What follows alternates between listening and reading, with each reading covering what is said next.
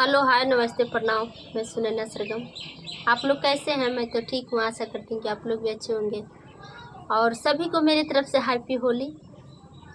और सबसे पहले तो मेरा सुनैना सरगम ब्लॉग चैनल में आप लोग का वेलकम है। आप लोग जुड़े रहिए। और आप लोग का बीच एक सॉन्ग सुनाने जा रही हूँ, तो कैसा लगे कमेंट में ज़रूर यूट्यूब पे जाके बताइएगा। और क्योंकि हम अपने से खुद कोशिश कर रही हैं सॉन्ग निकालने के लिए, तो सोचा क्यों नहीं आप लोग का बीच भी शेयर कर देती हूँ। कैसा लगे तो कमेंट में ज़रूर बताइएगा। तो बस प्रयास कर रही हूँ, बस आप लोग अपना आशीर्वाद बनाए रखिएगा। और प्लीज़ मेरा चैनल को सपोर्ट कीजिए, सब्सक्राइब कीजिए, शेयर कीजिए। और आइए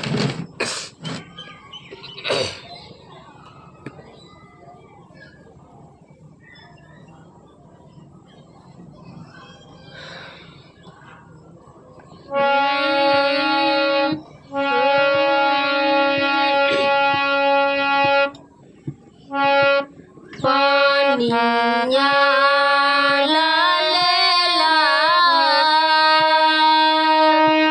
पानिया लालेला,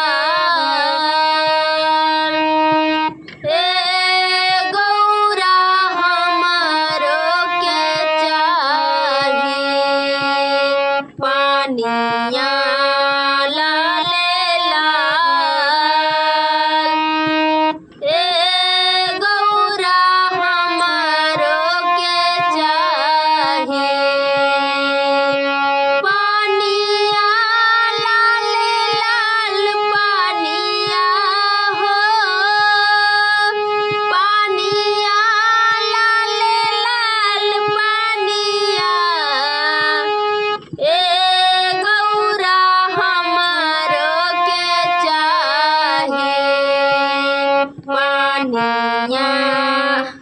सॉरी, पानिया लालेला,